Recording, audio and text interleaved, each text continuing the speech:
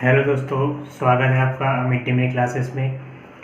BA BCom third year economics जो हम chapter चल रहे थे हमारे, आज हम एक नया चैप्टर स्टार्ट करने वाले हैं जिसका नाम है बेरोजगारी, अनएम्प्लॉयमेंट। बहुत ही इम्पोर्टेंट चैप्टर है as a exam point of view से। एग्ज़ाम में बहुत ज़्यादा नंबर के क्वेश्चंस आते हैं इस वाले चैप्टर में से। तो चैप्टर कुछ आगे पीछे हो रहे होंगे लेकिन हम सारे कवर अप करेंगे धीरे धीरे। तो आज हम नया चैप्टर स्टार्ट करने वाले क्या है, बेरोजगारी, ना इंग्लिश में अनएम्प्लॉयमेंट। ठीक है, यानी कि रोजगारी, रोजगार ना होना, उसको हम क्या कहते हैं, बेरोजगारी। तो बेरोजगारी का क्या अर्थ होता है, सबसे पहले तो हम ये जान लेते हैं। जब कोई व्यक्ति वर्तमान में प्रचलित मजदूरी दर पर कार्य करने के लिए तैयार है परंतु उसे कार्य नहीं मिलता, बेरोजगारी कहलाती है। यानी कि सिंपल सी डेफिनेशन है कि जब कोई व्यक्ति जो है वर्तमान में यानी कि प्रेजेंट में जो रेट चल रहा है, ठीक है, हर किसी नॉर्मल रेट चलता रहता है, हर किसी स्टेट का अपना अपना होता है, ठीक है। तो हर किसी स्टेट के अकॉर्डिंग अपना अपना रेट चलता है। तो उस पर अगर कोई प्रचलित मजदूरी दर, प्रचलित मतलब जो अभी चल रही है, ठीक है, प्रचलित मजदूरी दर पर कार्य करने के लिए तैयार है, हर कंपनी में हर स्टैंडर्ड की, ठीक है, हर किसी के अलग अलग सैलरी रेट होता है। अगर उस पर काम करने के लिए, मजदूरी दर पर काम करने के लिए तैयार है लेकिन फिर भी उसे काम नहीं मिल रहा, तो उसे हम बोलेंगे बेरोजगारी। जो अपनी इच्छा से काम करना चाहता है लेकिन उसे काम नहीं मिल पा रहा है, तो उस स्थिति को हम क्या बोलते हैं, बेरोजगारी, अनएम्प्लॉयमेंट। ठीक है, तो ये किसके द्वारा है, NSSO, national sample survey office, जो बेरोजगारी या फिर अन्य आंकड़े इकट्ठे करता है, जिसका काम ही क्या है, आंकड़े इकट्ठे करना। बेरोजगारी के आंकड़े, देश में रोजगार कितना है इसके आंकड़े, और अन्य सभी प्रकार के आंकड़े कौन इकट्ठे करता है, NSSO। ठीक है, तो दूसरी लैंग्वेज में समझे, किसी देश में बेरोजगारी की अवस्था वह अवस्था है जिसमें देश में बहुत से काम करने योग्य व्यक्ति है। यानी कि बेरोजगारी की वह अवस्था है जिसमें देश में काम करने योग्य बहुत सारे लोग हैं, जो काम करने की इच्छा रखते हैं, जो काम करने योग्य हैं, तथा वे वर्तमान मजदूरी दर पर काम करने के लिए तैयार हैं। जैसे हमने पढ़ा ऊपर कि वो काम करने के लिए तैयार हैं जो अभी रेट चल रहा है उस पर, परंतु उन्हें कई कारणों से काम नहीं मिल रहा। लेकिन जो ऐसे बहुत सारे रीज़न हैं, कई कारण है, वो आगे हम पढ़ेंगे क्या कारण है। ऐसे बहुत से रीजंस हैं जिनकी वजह से उन्हें जो है रोजगार, जॉब नहीं मिल पा रही है। ठीक है, कई कारणों से काम नहीं मिल रहा। अतः बेरोजगारी का अनुमान लगाते समय केवल उन्हीं व्यक्तियों की गणना की जाती है जो, यानी कि जब हम बेरोजगारी के जब आंकड़े जुटाए जाते हैं, जब रिकॉर्ड्स जुटाए जाते हैं कि कितने परसेंट लोग या कितने एज ग्रुप के लोग जो है अनएम्प्लॉय हैं, जिनके पास रोजगार नहीं है, तो उनको जुटाते समय, उनको इकट्ठा करते समय कुछ खास बातों का ध्यान रखा जाता है। जैसे पहला कि काम करने योग्य हैं, यानी कि वो काम करने योग्य होने चाहिए तभी उनको माना जाएगा। दूसरा, काम करने के इच्छुक है। काम करने के इच्छुक है मतलब कि कई लोग ऐसे भी होते हैं जो काम करने की इच्छा ही नहीं रखते, काम करना नहीं चाहते, उनके पास पैसा पड़ा है या फिर काम करने की इच्छा नहीं रखते, तो जिस वजह से कि वो, उनको अनएम्प्लॉयड नहीं कहा जाएगा, वो काम ढूंढना ही नहीं चाहते। ठीक है, तो उसको भी इस कैटेगरी में रखा जाएगा। वर्तमान मजदूरी दर पर कार्य करने को तैयार है। ठीक है, तीसरी कंडीशन क्या है कि वो काम करने को तैयार है, जो उन्हें पैसा मिल रहा है उस पर, जो रेट चल रहा है उस पर काम करने को तैयार है लेकिन फिर भी काम नहीं मिल रहा। तो इन तीन कंडीशन हमने पढ़ी, इनके बेसिस पे ही किसी को बोला जाएगा कि ये बेरोजगार है। कौन कौन सी, कि वो काम करने योग्य हैं। ठीक है, काम करने योग्य हम पढ़ेंगे कौन सी एज ग्रुप को माना जाता है जिनको, जो काम करने योग्य है। दूसरा, काम करने के इच्छुक हैं, काम करने की इच्छा है, काम ढूंढ रहे हैं लेकिन काम नहीं मिल रहा, उसको भी क्या माना जाएगा, अनएम्प्लॉय। और वर्तमान मजदूरी दर पर काम करने के लिए तैयार है। तो ये तीन कंडीशंस को ध्यान में रखा जाता है जब आंकड़े इकट्ठे किए जाते हैं बेरोजगारी के। ठीक है, तो ये था बेरोजगारी। बेरोजगारी क्या होती है, कौन इकट्ठे करता है आंकड़े, NSSO। ठीक है, और क्या कंडीशन है इसकी, तीन कंडीशंस हमने पढ़ी हैं अभी कि बेरोजगारी के आंकड़े इकट्ठे करने के लिए इन तीन कंडीशंस का कंप्लीट होना जरूरी है। अब देखते हैं बेरोजगारी दर क्या होती है। बेरोजगारी का अर्थ ऊपर पड़ा, बेरोजगारी दर यानी परसेंट में कैसे निकालते हैं। तो यह वह दर है जिसका अनुमान बेरोजगार लोगों की संख्या को ध्यान से पढ़िए। जिसका अनुमान कैसे निकाला जाता है? बेरोजगार लोगों की संख्या को श्रम शक्ति से भाग देकर लगाया जाता है। श्रम शक्ति से भाग देकर, श्रम शक्ति का मतलब होता है कि कितने काम करने योग्य लोग हैं, ठीक है, कितने काम करने योग्य टोटल लोग हैं। मान लीजिए एक देश में जो है लोग 1000 लोग हैं, ठीक है, 1000 लोग जो है श्रम शक्ति मतलब ये काम करने योग्य है, काम करने योग्य है, ठीक है।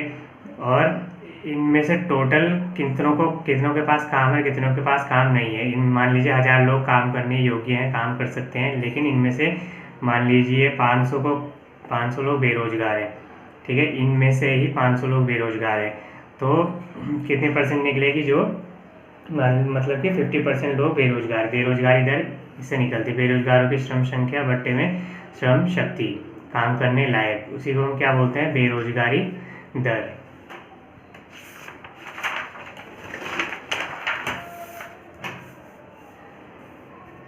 आगे देखते हैं बेरोजगारी के प्रकार। बेरोजगारी के प्रकार क्या क्या हैं, कौन कौन से टाइप्स की बेरोजगारी होती है, अनएम्प्लॉयमेंट होता है। तो पहला है पूर्ण बेरोजगारी तथा अर्ध बेरोजगारी। पूर्ण बेरोजगारी मतलब जो पूरी तरीके से बेरोजगार है, अर्ध बेरोजगार मतलब जो आधे टाइम के लिए बेरोजगार है। तो डेफिनेशन की क्या है? वार्षिक रोजगार के आकलन के लिए कार्य दिवसों की मानक संख्या 270 है, यानी कि एक व्यक्ति को पूरे साल रोजगार तभी माना जाएगा, पूर्ण रोजगार, ठीक है, पूर्ण रोजगार मतलब उसको पूरी तरीके से रोजगार ग्रस्त तभी माना जाएगा जब उसके पास पूरे साल में कितनी 270 दिनों का काम होगा, ठीक है। साल में 365 दिन होता है, उसमें से 270 अगर वो काम होता है उसके पास, तो उसको पूर्ण रोजगार माना जाएगा। अगर नहीं है तो उसको क्या माना जाएगा? पूर्ण बेरोजगार। अगर किसी व्यक्ति के पास 35 से भी कम दिन का रोजगार हो, यानी कि पूरे साल में 35 दिन से भी कम का रोजगार है, तो उसे वार्षिक स्तर पर उसे क्या माना जाएगा? पूर्ण बेरोजगार, ठीक है। पूर्ण रोजगार किसे माना जाएगा? जिसके पास 270 दिन का काम है। और पूर्ण बेरोजगार जिसके पास 35 दिन से भी कम का काम है पूरे साल में, तो उसे पूर्ण बेरोजगार माना जाएगा।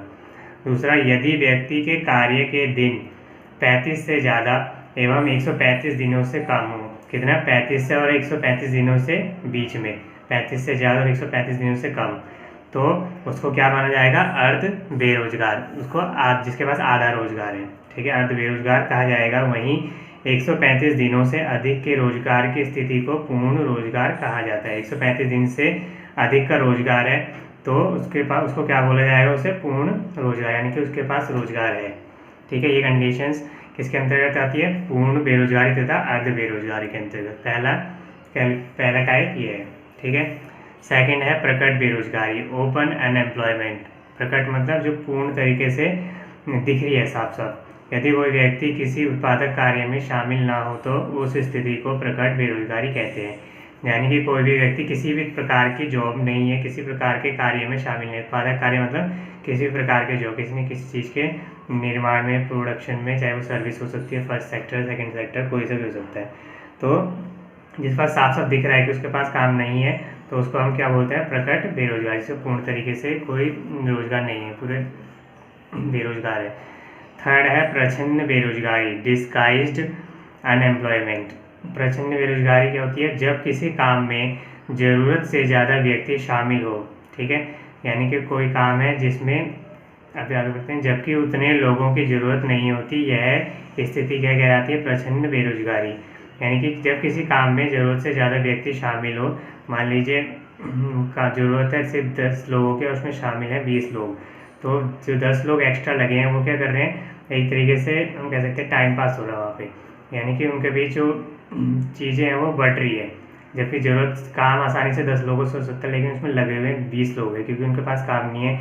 तो इस वजह से, तो इससे नुकसान क्या होता है कि जो 10 लोग जो काम जिनसे आसानी से काम चल सकता था, वो उनकी इनकम भी बढ़ जाएगी, तो ऐसे में नुकसान होता है। प्रच्छन्न बेरोजगारी यह कृषि क्षेत्र में अधिक देखने को मिलती है। जो प्रच्छन्न बेरोजगारी किस में देखने को मिलती है ज़्यादा?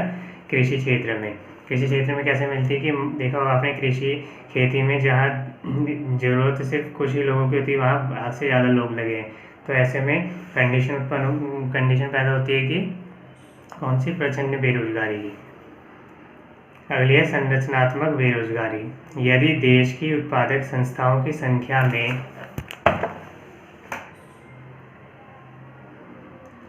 कमी, तकनीकी परिवर्तन आदि के कारण रोजगार के अवसर सीमित रह जाते हैं।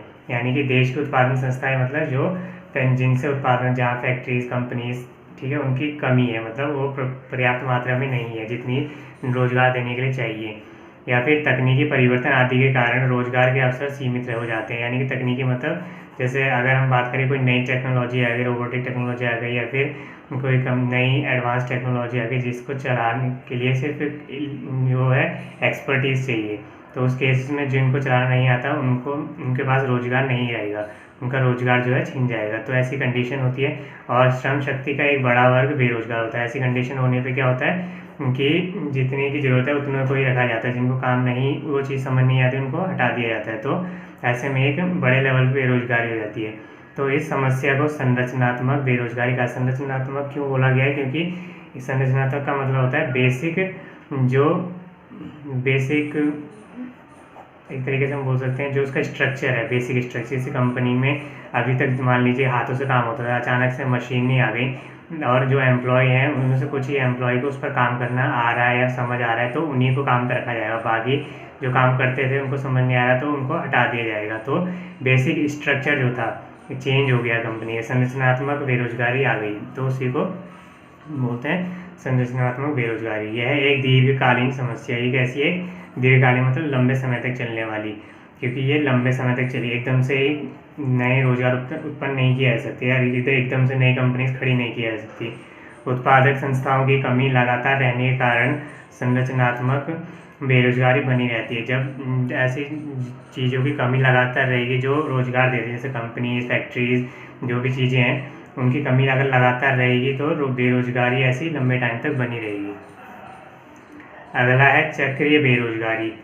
नाम से पता चल रहा है चक्रीय मतलब चक्र, जो चक्र की तरह घूमती रहती है। उत्पादक संस्थाओं में समायोजन के दौरान अथवा बाजार परिवेश में परिवर्तन के दौरान रोजगार की संख्या में होने वाली अल्पकालिक गिरावट को फसलोत्पन्न बेरोजगारी कौन सी कहलाती है? चक्रीय बेरोजगारी। इसका मतलब है कि जो उत्पादक संस्था होता है, जो कंपनीज वगैरह हैं, जब एक कंपनी का दूसरी कंपनी के साथ टाइप होता है, मतलब एक दूसरी कंपनी को जुड़ती है, एक कंपनी दूसरी कंपनी को खरीदती है, तो ऐसे टाइम में जो है कंपनी जो है अपने अकॉर्डिंग पुराने एम्प्लॉयज़ को या फिर नए एम्प्लॉयज़ को जो उनके सही बैठेगा उनके अकॉर्डिंग, उस टाइम जो उनकी पॉलिसी के अकॉर्डिंग, जो उनकी प्लानिंग के अकॉर्डिंग सही एम्प्लॉय बैठा है उसी को रखते हैं, बाकी को धीरे धीरे निकालते जाते हैं। तो ऐसी कंडीशन आती है जब दो कंपनी या दो से अधिक कंपनी में टाइप होता है। या फिर बाजार परिवेश में परिवर्तन। बाजार परिवेश में परिवर्तन मतलब कि कोई टोटल स्ट्रक्चर ही बदल गया। परिवर्तन दौरान रोजगार की संख्या में धीरे धीरे कमी हो, अल्पकालिक गिरावट। अल्पकालिक मतलब थोड़े समय के लिए, ठीक है। गिरावट उत्पन्न बेरोजगारी को क्या बोलते हैं? चक्रीय बेरोजगारी। अगला है ऐच्छिक बेरोजगारी। ऐच्छिक मतलब होता है अपनी इच्छा से। जब लोग वर्तमान वेतन दर, ये पूरी डेफिनेशन की तरह ही है जैसे बेरोजगारी की डेफिनेशन थी, वही कि लोग काम करने के लिए तैयार हैं लेकिन काम उनको नहीं मिलता, ठीक है, जब उनको काम तो मिल रहा होता लेकिन अपनी इच्छा से काम करना नहीं चाहते वो, ठीक है, ऐसी ऐच्छिक बेरोजगारी कहते हैं। ऐसे ज़्यादातर कहाँ होता है? जैसे कोई रिच फैमिली है, रिच फैमिली में जब कोई पर्सन है वो उसको ऑलरेडी पैसा है तो वो काम करना नहीं चाहता, तो उसको ऐच्छिक बेरोजगारी बोलेंगे। वो अपनी इच्छा से काम नहीं करना चाहता, या कोई और कंडीशन है, कोई और स्थिति है तो उस वजह से भी वो काम नहीं करना चाहता लेकिन काम उसको मिल रहा है, तो उसको ऐच्छिक, अपनी इच्छा से बेरोजगार है वो।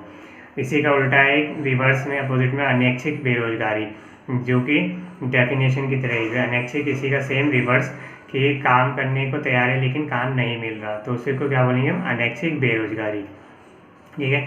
अगला पॉइंट है अस्थायी बेरोजगारी। अस्थायी का नाम से पता चल रहा है, अस्थायी मतलब जो ज़्यादा लंबे टाइम तक नहीं है, अस्थायी है, थोड़े समय के लिए है। यह बेरोजगारी उस समय विशेष के दौरान उत्पन्न होती है जब श्रमिक एक उत्पादन प्रक्रिया से दूसरे प्रक्रिया की ओर चले जाते हैं। मतलब कोई व्यक्ति जब अपनी जॉब छोड़ के किसी रीज़न की वजह से एक उत्पादन कार्य, मतलब एक कंपनी या एक इंस्टीट्यूशन छोड़ के दूसरी जगह जॉब ढूंढ रहा होता है, तो वो जो मिड का पीरियड होता है जिस समय वो जॉब ढूंढ रहा होता है या फिर किसी और वजह से जॉब शिफ्टिंग हो रही होती है, तो वो जो टाइम पीरियड होता है उस टाइम में उसको क्या बोला जाता है? अस्थायी बेरोजगारी, जो कि थोड़े समय के लिए है, ठीक है।